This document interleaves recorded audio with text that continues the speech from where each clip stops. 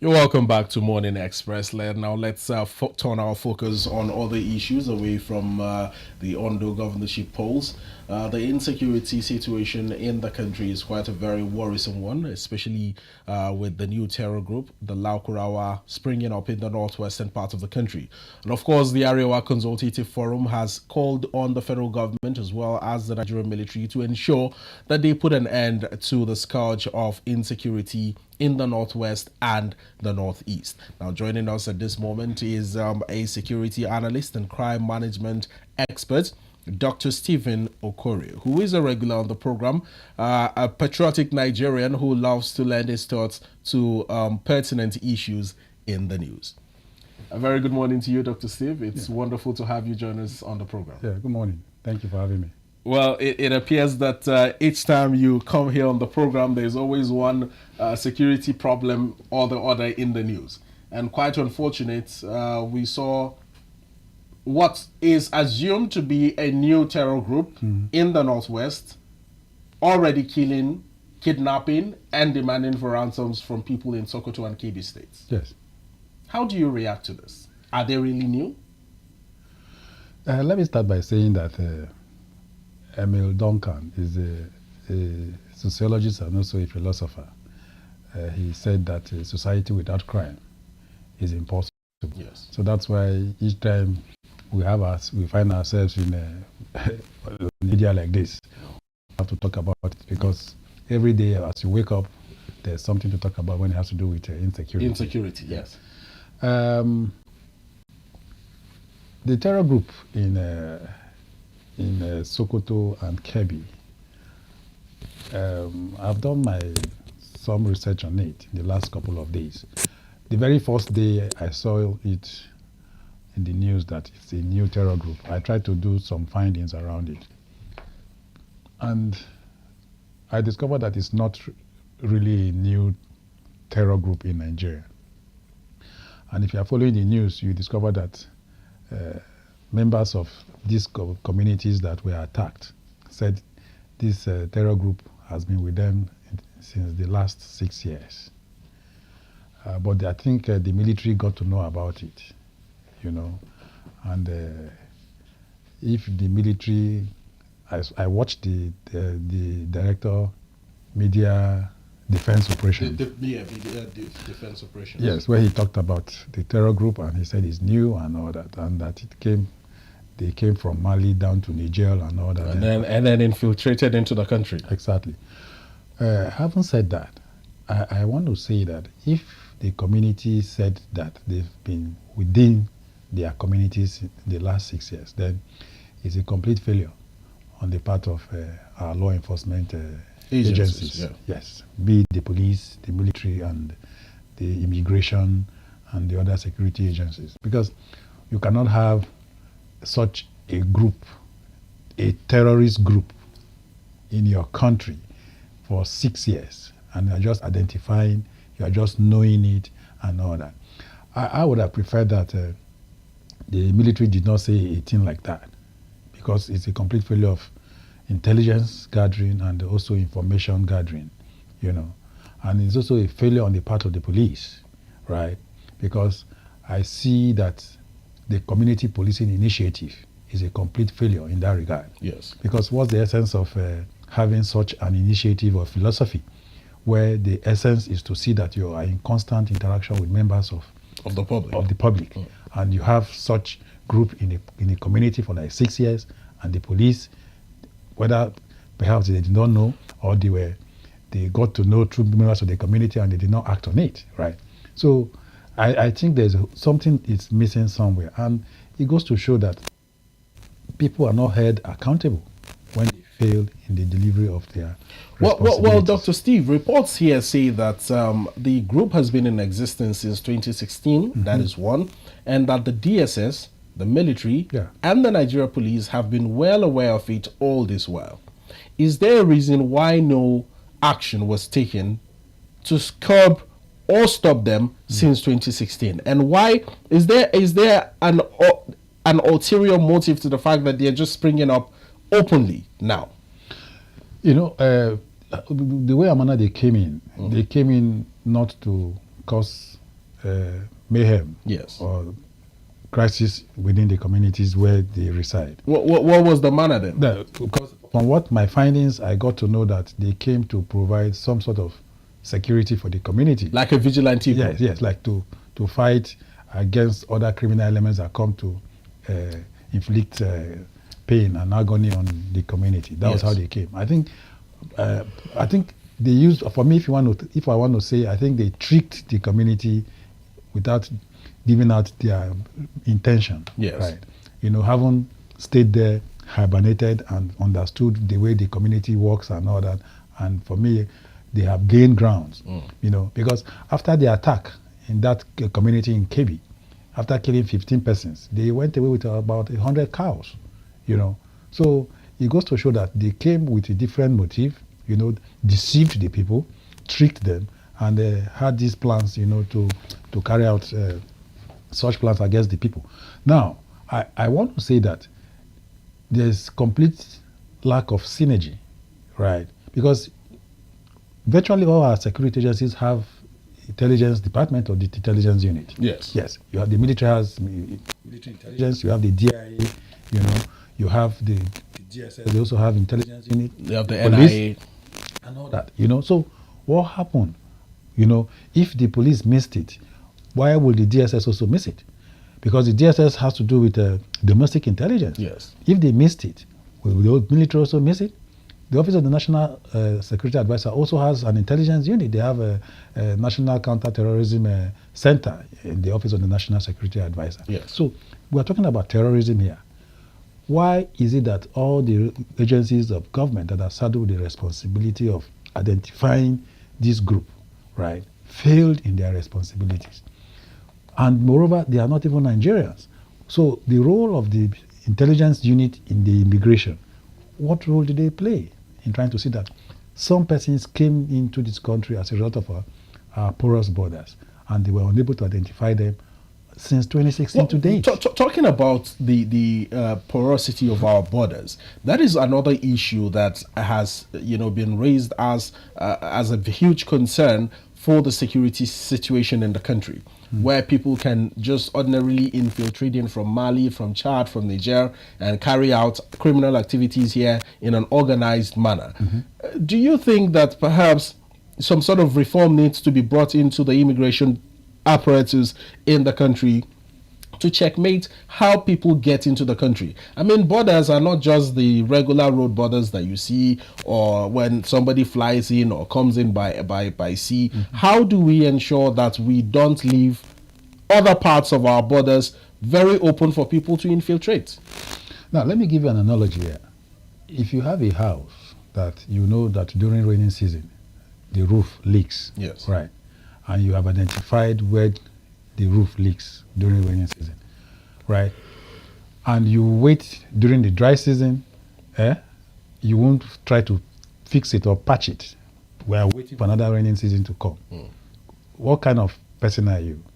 Right. Well, now, certainly you're not preparing for rainy days. Exactly. Now, the issue of border porosity is not new. It has been a challenge, year in, year out, and agencies of government, security agencies that are saddled with such responsibility to see how to check. Till, as I speak, up to date, we are still talking about how to man our borders. It goes to show that if something is wrong, I don't want to blame it on the system, right? Because the operators of the system are human beings, and you don't know their intention. Yes. So how long will we keep talking about porosity of our borders? For how long will we keep saying that? The President manifesto, I saw where he talked about strengthening of our borders. It is not my responsibility to go and see how to strengthen the borders. Agencies of government are saddled with the responsibility of strengthening our borders. How do you do that? It goes to show that they are not thinking outside the box. How well are they thinking about the use of technology? Because there's a whole lot that technology does now, more than what human beings do. Yes. So how well are they applying technology in trying to see how to man our borders? A whole lot is wrong. And year in, year out, we see budget coming, budget going out and all. So it means that, are they really capturing the issues? Are they capturing the challenges in our budget? So at the end of the day, when they are giving us reports, right, we should be able to understand or see that the issues are addressed. But we keep seeing, same thing. Though there's no a improvement. repetition of the same thing. It's quite surprising that at a time when already the Northwest is grappling with Bill Oturji and his cohorts, whom somehow I'm still surprised that security agencies have not been able to nab him up till now. We're seeing a new group springing up, but kudos to the Nigerian military. They recently released about 9 names and photographs of kidnapping and bandit kingpins that they were after. But the question here still remains: all of these photographs appeared as if they were taken in an organized manner. There weren't photographs from CCTV cameras. There weren't photographs taken from a distance. There weren't photographs taken of these people in motion. They were like passports. How did the military get access to these passports? And shouldn't that have been a means of, like, a lead to where these guys are? If you watched the governor of Zamfara some couple of months ago, I watched him on Arise News, where he said, for the case of Zamfara, that as a governor, they know where these people are. They know where they are. The Zamfara state governor? Yes, he said it on Channels TV. So if you are chief executive or chief security officer of a state as governor, and you have come publicly to say you know where these guys are, you know where they live and all that. So what's stopping you as a chief security officer of your state from going after them? From going after them. From there they begin to come in and say it is politics, it is political and all that. We play politics with security when we're talking about lives, property of citizens of this country, and we are talking about the Constitution, Section 14(2)(b), where the primary responsibility or primary purpose of government is to see that security and welfare of citizens, and they swore to the Constitution. So why are they not carrying out what they swore to? Now, to respond to that, you see, I have said the times without number that most of our political leaders that get into office, they get into office without being prepared for the job. In what way? Now, if you are prepared for the job, and you must have to see that you take the bull by the horn, right? There shouldn't be any scapegoat. There shouldn't be people that that are involved in this thing, and you begin to tell us that some of them are highly placed people. I've seen situations like that. Even for instance, in the illegal mining issues that we have seen in this country, they tell us that some of them are highly placed people. So should we keep remaining in this mess? And you are telling Nigerians that, or giving excuses that some of them are highly placed people? So you can't do anything? You can't do anything. Recently there was a report that illegal mining in places like KB is taking center stage now due to the rising rate of unemployment in the state, and youngsters are beginning to turn towards the mining of gold and other solid minerals to be able to fend for themselves. And we know how it is in any situation where there's natural minerals in a particular region, conflict is almost inevitable. Exactly. And we are seeing Lakurawa springing up, operating in Sokoto and Kebbi. Yeah. Do you think this is sort of interconnected? The illegal mining and the offspring of this terror group? You see, we give this, I don't know how they came about their name. But you see, for me, a criminal gang, organized crime and all that, they are one and same. They are all criminals. Yes. So when we begin to give them names, terrorist group, bandit.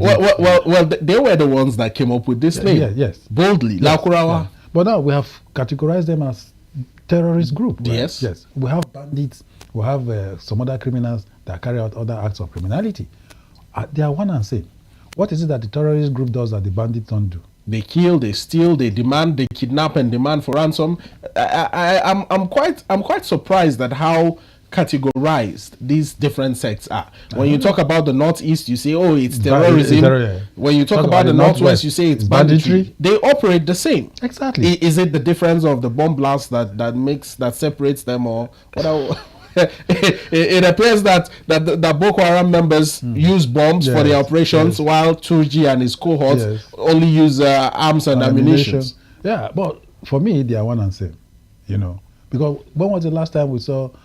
How do you even identify that the ones that did the bombings were not even bandits? Exactly. So now we should treat them as one and same. They are all criminals. You have the Terrorism Act there, full of penalties when people are involved in acts of terrorism. How well are we even looking at that act, the Terrorism Act? You have the National Counter-Terrorism Strategy, yes, right? That was enacted in 2016. 2016. Yeah. That's about how many years now? 8 years. And as I speak to you, that document has not been reviewed or updated to our current realities. The issues that gave rise to that strategy document that has to do with terrorism, how well those issues are not one and same now. If events have changed, So are we just putting a team together to come up with just a policy? At the end of the day, that policy document is dumped without making use or making reference to it. The National Security Strategy 2019, the reviewed edition, also talked about early warning signs when it has to do with kidnapping, and also a mechanism in place to respond to kidnapping activities. And we have not seen situations where people that are involved in kidnapping activities are caught red-handed. Most of our security agencies only react after these things have been done. They try to see how to get hostages out of captivity, and all that. Why should we? And we have policy documents that are supposed to check these things before they happen. So what's the problem? Dr. Steve, let's talk about the role of, especially chiefs of army staff that have served in the past. The late Lieutenant General Taoreed Lagbaja, who died recently, God rest his soul. Yeah. And of course, the former chief of army staff, Lieutenant General Ibrahim Atayiru, who died in May 2021. It appears as if these two chiefs of army staff were hinged on ensuring that they bring an end to terrorism, to insecurity in the country. Yes. But somehow, mysteriously, they both passed on. Is there something that is beyond the physical eye that we are seeing in the fight against insecurity? Sincerely now, I believe Nigerians want to know. And why always a chief of army staff? But let me just take us back a bit. Okay. Yeah. Okay. You see, the way terrorism was at its peak, before the coming of former President Buhari, it's different the way it is now. You and I lived in Abuja when former President Jonathan was president. Yes. Of course, you agree with me that some major roads within the city were not passable. Were not, exactly. And we saw how close suicide bombers came. Nyanya, even the city center, the police headquarters, the UN building and all that. We saw how close they came. Yes. But when Buhari came as president in 2015, there was a very drastic reduction in when you have to talk about suicide bombing and the way and manner the terrorists were operating. And that was under former Chief of Army Staff, Lieutenant General Buratai. Yes. After Buratai, Farouk Lawal. No, after Buratai, the late guy. That's General Atayiru Ibrahim. Yes. Atayiru Ibrahim came and all. Now, Atayiru Ibrahim, Buratai, and Farouk Lawal, before the exit of Buhari, you will see that they worked very well. I must have to commend them because there was this drastic reduction in the number of casualties that we saw. We used to see well over 6,000 people killed as a result of terror-related incidents. Yes. Okay. But when Buhari was exiting office, that over 6,000 that we saw that were killed as a result of terror-related incidents reduced to about 350, right? From about 641 attacks that was happening then in 2015, that number of attacks reduced to about 120. So we must have to commend the military for doing that. But I don't think that the military is their job alone. When we're talking about internal security here. We cannot take away the duties or the responsibilities of the police. How well are the police equipped in trying to see how to even handle these issues? And at the point when they are overwhelmed, they will begin to talk about the military coming over. But right now, what we'll see is that the military has taken over internal security issues. And the police are just there. Not really doing anything. What are they doing? The Northern Arewa Consultative Forum, a northern group, while calling on the military to put an end to the new terror group and put an end to the insecurity in the insecurity situation in the Northwest generally, said that they need 40,000 troops to be deployed to the Northwest. How many do we have? How many troops do we have? And secondly, I remember, because I will keep hammering on this, because every morning when we wake up in this country, it appears that there's one problem or the other to talk about in the news, especially insecurity. I remember very well when President Bola Ahmed Tinubu instructed in detail the military chiefs and the Minister of State for Defense, Bello Matawale, to move to the Northwest and end insecurity, banditry, and kidnapping there.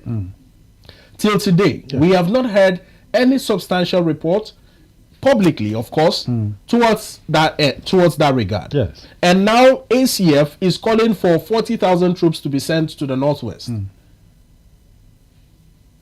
The northwestern part of the country, is it becoming too much of a problem for Nigeria to handle? How many states? Sorry, go ahead. Okay, is it becoming too much of a problem for the country to handle? And what do you think should be a decisive decision? Not just instructions now by the president. How should the military handle the issue of insecurity in the Northwest? Now, the president does not need to give instructions, right, or marching orders to the military. To do their job. To do their job. Because they've been constitutionally saddled with the responsibility to do it. The service chiefs were screened by the National Assembly, the Senate precisely. Yes. And they were cleared. That shows that they have the constitutional right to do their job of securing the state. So why do you need a marching order or an instruction? The ministers as well were also screened, right, by the Senate. So it means they have the constitutional responsibility. So we don't need, the president right now is in Saudi Arabia. So if there are issues in the northeast or any part of this country now, do we need the president to give a marching order from Saudi Arabia before they go do their job? The answer is no. Right. Yes. Now, I want to blame some of these things on the media. What I mean, blame on the media is that the security agencies are too quick to make these announcements on the media. These people also listen to the news. I interviewed a victim of kidnap for ransom when I was doing my PhD thesis. The guy told me that in the forest where they kept him, they had radio. They listen to news. So they can tell what is happening. Exactly. So you are giving marching order to the defense chief in order to ensure that they fish out Bello Turji. And you think Bello Turji will remain in Zamfara waiting for them?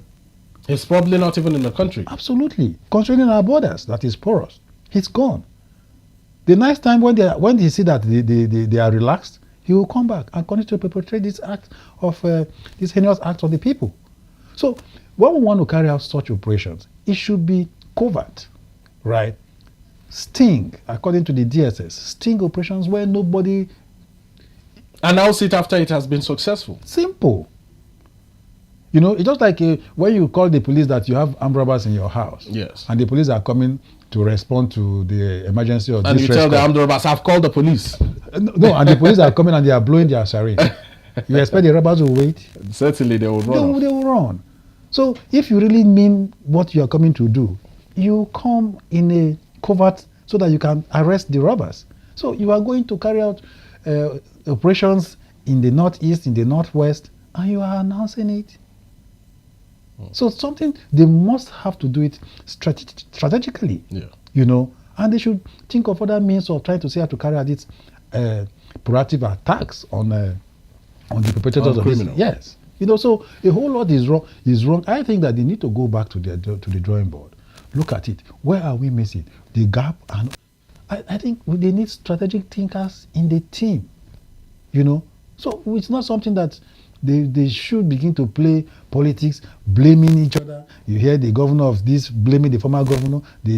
Why should they be like that when we're talking about lives of Nigerians, innocent Nigerians that go about their lawful businesses? Farmers cannot access their farms now. Soldiers have now been deployed to go and protect farmers when they are carrying out harvest.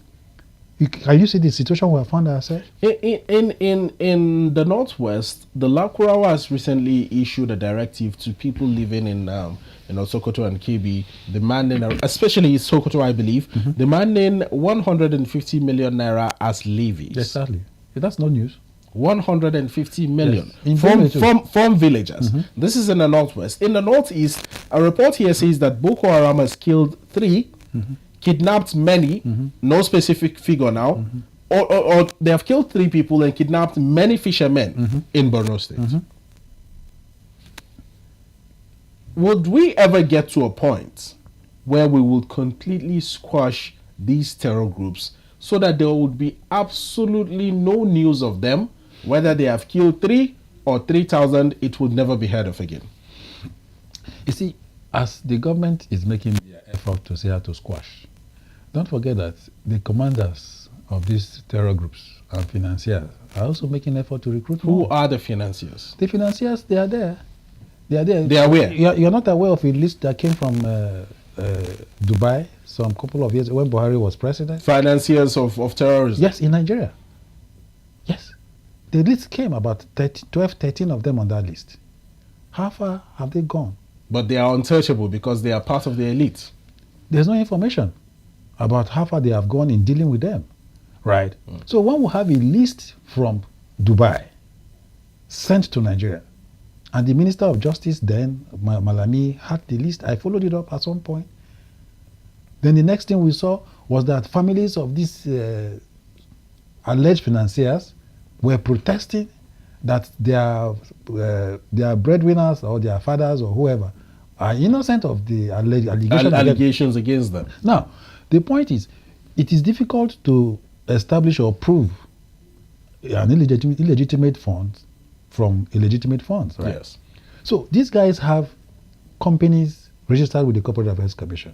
So by the time they wire monies to see how to finance terror, you won't be able to prove it, because they indulge in business where they make profit, either buying and selling or whatever they do, and they have their companies registered with the Corporate Affairs Commission. Yes. So in establishing illegitimate funds that are used to finance terrorism, what is the NFIU doing? What is the EFCC doing? And the ICPC. How well are they even synergizing with banks? Because these monies leave one bank to another bank.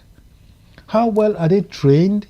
I mean, we saw in the case of the NLC president, Comrade Joe Ajero, where, of course, his accounts were sort of, tracked and all, when he was accused of terrorism financing because of somebody who had rented a shop in the NLC house here in Abuja, a bookshop or so. If they could go in-depthly to find out things about that foreigner and, of course, Comrade Joe Ajero, why are they not making these findings that they have done with regards to the 12 or 13 terrorism financiers public to Nigerians to see? I have always been concerned about the transparency of our security forces or agencies in Nigeria. Yeah. Should Nigerians be worried? Why shouldn't we be worried? When we're all vulnerable to these attacks, you don't know who the next victim might be. Yesterday's survivor might be a victim today. Yes. Right. So we should be worried. On the issue of Joe Ajero, of course, you saw what do you call them now? Members of the NLC came protesting and all that. And for them, there was a political undertone to Joe Ajero's allegation and all that. But we expect the relevant agencies to be able to establish it, to prove that he was actually involved in terrorism financing. Yes. Yeah. Because I know that it's a very huge, complex endeavor, to be able to counter terrorism financing. Guys that are saddled with the responsibility need to be professionally trained. They should have the skills to be able to establish, right, that these funds that they see is for the purpose of financing terror. But do we have them that trained We have them well equipped to be able to do that, to do their job. I watched what's the man's name, the EFCC chairman on TV yesterday, where he was talking about a software to be able to identify illegal cryptocurrency and all that, you know. He was talking about cybercrime, you know. And he talked about how much it will cost the commission to be able to get that software to the tune of about 3-point-something billion. You know, so the government, anywhere in the world, I've said it, fighting insecurity is not cheap, right? The government must see that they provide these resources, and the resources must be judiciously used for the purpose. It's not for us to begin to see funds meant to combat insecurity and people that are saddled with the responsibility of getting very fat and all that with amassing these public funds to their own interest at the detriment of the citizens that they're supposed to serve. Well, Dr. Steve, it's just as much as Dr. Steve has said. It's not about the pockets of people who are saddled with the responsibility of combating insecurity getting fat, but rather ensuring that insecurity is tackled head-on by every well-meaning Nigerian and stakeholder at the helm of affairs. Let's talk about the Minister of Defense. Not Bello Matawale now. Okay, the actual Minister of Defense. Because it appears that when we talk about Minister of Defense, what comes to the minds of Nigerians is Bello Matawale. What is the other Minister of Defense doing in ensuring that banditry and all of these vices are curbed? Because it appears that he's been very, very silent about these issues, and Bello has been the only one in the news since inception. Bello Matawale, there's some agencies in the Ministry of Defense. Yes. Were handed over to him, as in to Bello Matawale, to supervise or take charge. Yes. While the full minister has some other agencies under the Defense Ministry. So, I think the role of Bello Matawale in some of the agencies under the Defense Ministry that is supervising is making him quite popular. Yes, and all that. So it's not that the Minister of Defense is docile, because I've seen him in different functions. Well, he has been in different functions, but Bello has been at the forefront of the fight. So why is Abubakar Badaru not acting out what he is supposed to be acting out? And it appears that Bello should have been in position of Badaru instead of Badaru himself. Now, I think the president, when he inaugurated the ministers, especially the ministry that has a full minister and minister of state, it was clearly spelled out that certain agencies under the ministry should be under the minister of state. Yes. So that there won't be conflict of... There won't be clashes. Exactly. So if Bello Matawale is doing his job, and that, just the way I said, has made him popular, going to Sokoto to look for Bello Turiji that up to now we have not been able to find. So, but I want to believe that the Minister of Defense is doing his own part of the job. But is it proper that we, in the Ministry of Defense and in a Nigeria currently that we find ourselves in this current situation of insecurity, new terror groups coming into the country and all that, we have ministers, both of them, without security backgrounds? All of them are just key politicians, an accountant or a mechanical engineer or whatever. We don't expect that we should get that.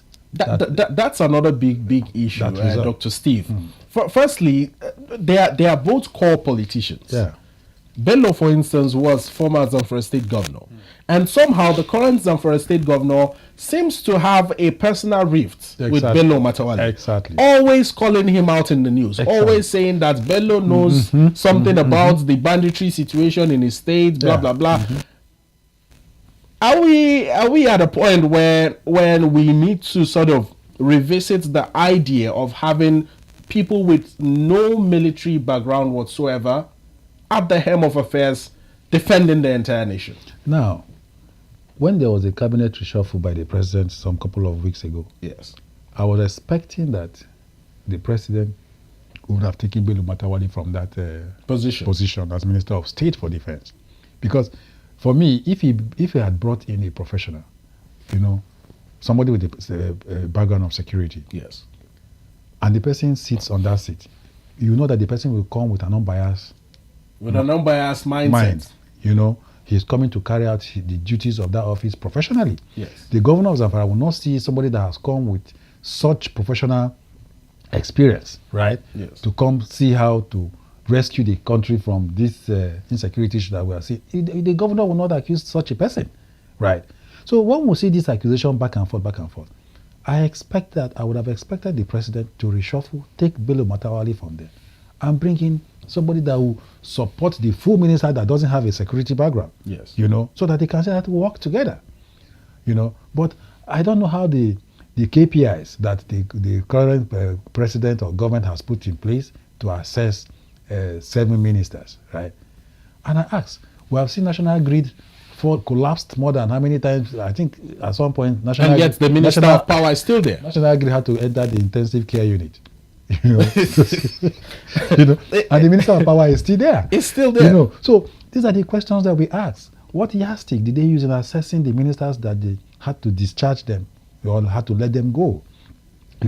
So when issues bordering on accusations, counter-accusations and all that, insecurity in Zamfara in the northwest, it's not palatable to the ear when Nigerians hear this. The president would have moved the man from there, take him to another place, But he still maybe not entirely sack him from his role as a minister, but change the role in which he plays as simple as that. In his ministerial position. So we have allowed politics to dominate the security sector, which is not a right thing, right? Now, if you go to the National Assembly, Chairman, Committee on Defense, Chairman, Committee on Army, Chairman, Committee on Navy, they are all politicians. And not a single military or security background. Yes. Now, I don't want to blame them on that because we can agree or see that, okay, there's nobody with a retired serving military or security background that is a member of the Senate. That is in politics. Yes, right. But the ones that has to do with appointment, why must you also make them pure politicians? So these are the things, and I expect that the president would have looked around it. The president is his prerogative, right, to appoint whoever he wants to appoint. But we should see that there is a square peg in a square hole. Somehow when the Minister of State for Defense was announced as minister, when Bello Matawale was announced as Minister of State for Defense, I was a little bit taken aback, considering the fact that this is someone that during his regime as governor of the state was negotiating with bandits, paying ransoms to bandits to free people who were kidnapped right under his nose as the chief security officer of the state. Yes. And yet the president deemed it fit to take a very high position, a very sensitive position of Minister of State for Defense and hand it over to someone who failed in protecting citizens or indigents of his own state. Yes. Are we playing politics with the lives of Nigerians, or what should Nigerians be looking out for in a situation like this? Because it just boggles my mind. Absolutely, we are playing politics with the lives of Nigerians because it doesn't take. I'm trying to manage my words. For somebody to sit as president, then you say the Minister of Defense is a former governor and accountant with background. The Minister of State Defense is a former governor with a mechanical engineering background or something, and you expect to get results. I think that we have gone beyond just standing on the stage or appearing on television and just reading mere speech that is prepared by people that work with you. People that are involved in the affairs of security, managing our security in the country, should know about security. They should know about security. They should have, I think, some level of institutional knowledge about the happenings. It's not just theory part. Like I have a PhD in security and strategic studies, right? I know how long it took me to do that, prepare myself, do my thesis and all that. The level we have read. You come bring an honorary politician because he was governor and you think he's deemed fit to man office of Minister of State for Defense. What criteria were used to see how to appoint him there? You see, when we appoint ministers based on CVs, the the Senate usually asks for their CVs. Let us know Yes. the portfolio you are assigning to them. Attach the portfolio and their CVs. If Bello Matawali's CV was attached to the portfolio, Minister of State Defense, and it was sent to the Senate, a right-thinking Senate, will they give such an approval? Well, does this also confirm former Vice President's comments, that's alleged Atiku Abubakar, that perhaps the president is just mortgaging the future of Nigerians and giving out juicy positions and roles to family and friends and political associates as well? Because it appears that the ministerial role given to the Minister of State for Defense as well as the Minister of Defense are just politically motivated roles or actions. They are politically motivated. Yeah, because what was considered before they were given such portfolio, right? But I think former Vice President Atiku's comment is also a political statement or comment, right? Because I watched former President Atiku on TV during one of his, what do you call it now? Appearance, yes. Presidential debate or something. Yes, yes. And he said that the question was asked, and he corroborated the question by saying that will he appoint his enemies into government when he becomes president? Of course, he will appoint his friends, people that he knows that can deliver. That can deliver. Yes. So, just the way I said, the president has the right to appoint whoever he wants to appoint. But CVs of appointees should be thoroughly looked into. So that you know where you are taking them to, so that you can get results. If you don't get result, you know that, okay, the person is failing his or her responsibility, right? Now, how people that are saddled with the responsibility of providing security, do you carry out monitoring and evaluation on them? How do you monitor them? How do you evaluate them? Are they delivering? These are key questions that we need to ask. We should not allow politics blindfold us from achieving the result of, if you see manifestos when they come into office, very bogus, very robust, very, catchy and all that. But at the end of the day, I don't even think that they even look at the manifesto when they even get into office. It's just, for me, just formalities. Yes, let's just fulfill that part of it. Well, in still talking about portfolios and the need to appoint the appropriate people with deep knowledge of security into security positions in the country, if you remember very well, Sambo Dasuki, the Dasuki Gate. Yes. He was a retired military officer, Colonel. Appointed as National Security Advisor, and of course we know how that went down. Do you think that maybe it's because of experiences like that subsequent presidents or President Bola Ahmed Tinubu now has decided not to necessarily look into portfolios saying this person was once a military officer or has a military background or a security background before making appointments? Do you think that could have been one of his fears? No. I think just the way I said, appointing or appointments is a personal thing. Yes. Right. But we should not look at the role that Sambo Dasuki played in the government of Jonathan, and we begin to say, okay, all other appointees might go the same way or behave the same way. You see, in as much as we are discussing or having this conversation, every government must see that they separate politics from the office of the National Security Advisor. Are you listening to me? Yes. They should be core professionals. Now we have the current National Security Advisor that is an APC member, a retired AIG of police. And a former EFCC chairman. Yeah, former EFCC chairman. There's nothing wrong, he's a professional. Yes. Right. But I think that the office should see how to take away politics. The NSA can decide to see how to take away politics. Completely. Let's be thorough and let us be professional in this office. So you are of the opinion that anybody that is holding or has held a political office or is a politician should not by any means be appointed to hold a sensitive position of security in the country, because a politician can't necessarily be a security expert. Now, I'm not saying that anybody that has held or contested or aspired to be for an office should not hold such an office. But the individual now. Yes. Now, no Ribado contested for president of this yes. country. So you cannot take away politics from him. He is a politician whether we like it or not.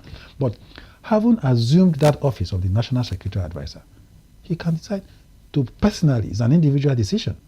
No, this office is not an office where we should do politics. Yes. Let us go according to what is expected of this office, right? And anybody that wants to come around or do politics around it, you can decide to fire. Yes. Once you fire the person, people now know, okay, the current boss that we have is a boss that is this, and all that, and people will sit up to do the job. But the moment we still allow politics to play its role in such a sensitive office, Yes. it will affect a whole lot of things, So appointments should be done on the basis of qualified individuals, right? So that they can man these offices and see that Nigerians can go to bed with their two eyes closed. They can travel from one location to another location without any fear or anxiety or intimidation. Farmers can access their farms without fear. Dr. Steve, it appears that the topic of insecurity in the country is sounding like a broken record. Day in, day out, every day we sit here, we talk about one insecurity issue in the news or the other. If it's not banditry in the northwest, it's Boko Haram attacks in the northeast, or kidnapping, or the sit-at-home order in the southeast, or just something in the news. Yes. Where is the place of technology in ensuring that we use less manpower and more intellectual power in curbing these issues nationally now? Okay. Now, let me respond to the one that has to do with kidnapping, for instance. Yes. In the last 1 year, ransom paid to kidnappers was 1,400,000,000 naira. Electronically? Reported cases. Electronically or physically? Or physically. They will give you conditions. Bring it in dollars. Bring it in that. Bring it in that. We have seen where monies for ransom payment were transferred to an account. And they were not tracked. My brother, over 1.4 billion paid as ransom in the last 1 year. Reported cases. Don't forget that ransom payment has been criminalized. Yes. Yeah? That you pay ransom and is established, you go to jail. Even as a state governor. Do they agree that they pay ransom? Now, I did my PhD thesis on kidnapping for ransom. Yes. Most victims that I interviewed said ransom negotiation was done via their phones, their own phones. The ransom was negotiated and it was paid. So if you have phone and you think that there can be a technology where when victims are in captivity, whether the phones are off or on, they can know the location of the user of the phone at that particular point in time. The period where they are kept in captivity, the phones are in the hands of the kidnappers. Does this also necessitate a collaboration with network providers to be able to give out information? Because I believe that is why masts exist, and they are like memory boxes in this mast where storage of all the communications is stored or is done. If somebody makes a call, you can see the time, the duration, and the location. Yes, the mast that served that. Exactly.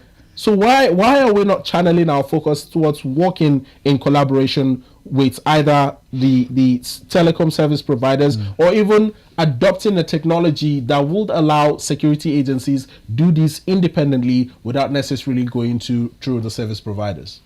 Can I shock you? Oh, please, by all means. I'm a co-founder of an app. I co-founded an app that if a subscriber downloads the app on his or her phone, anywhere that they are using the phone to make call to negotiate ransom, we will know the exact location. The exact. As I'm in your building now, the arrow is pointing that I am here. It will lead the security forces into this place.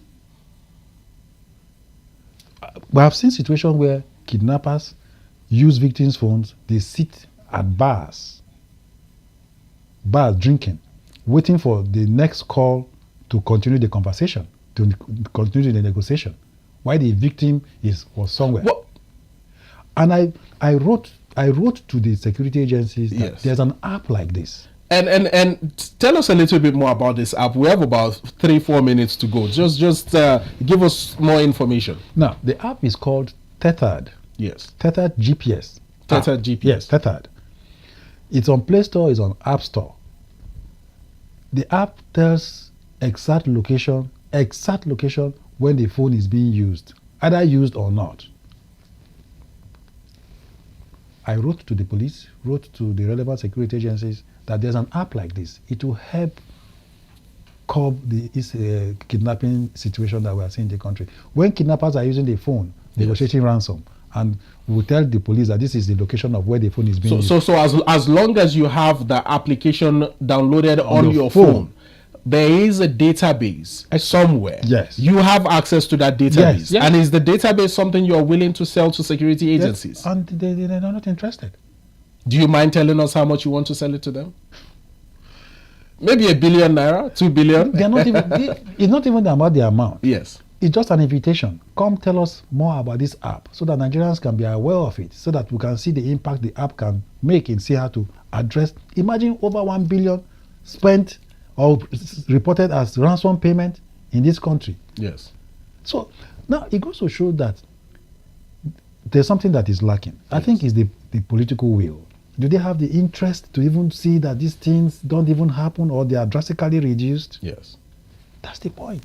The political will. Now, in closing, what would be your message to the likes of the Minister of State for Defense, the Minister of Defense himself, Abubakar Badaru, if perhaps they are watching us right now, to ensure that Nigeria is restored to a sane country and the sanity of Nigerians is restored? The issue of insecurity is quite worrisome for every single Nigerian. What is your message in a few seconds? My message is that they should see how to expand the scope of bringing in private security consultants. Yes. Right. Because let me say something here. I was at the Ministry of Defense where a committee was set up by the Minister of Defense to see how to fight insecurity with the use of technology. And members of the committee were drawn from agencies of government, DSS, military, police, and the likes. And I asked, where are the involvement of the private security? Because we found ourselves in these issues, and the security agencies are the ones trying to see how to fight the issues, and you are bringing same security agencies. So what is it that they're coming to do differently? Now, if you bring somebody from the private sector, and the person is also the member of the committee, the person's idea that perhaps some of them don't even have, the person's idea can change the issues. Certainly. Can change the narrative. Certainly. So I let them try and see how to involve private security consultants into issues that have to do with fighting insecurity. Well, let's hope they are listening and they adhere to some of these wonderful takes that you have given. Dr. Steve Okwori, it's been wonderful having you on the program.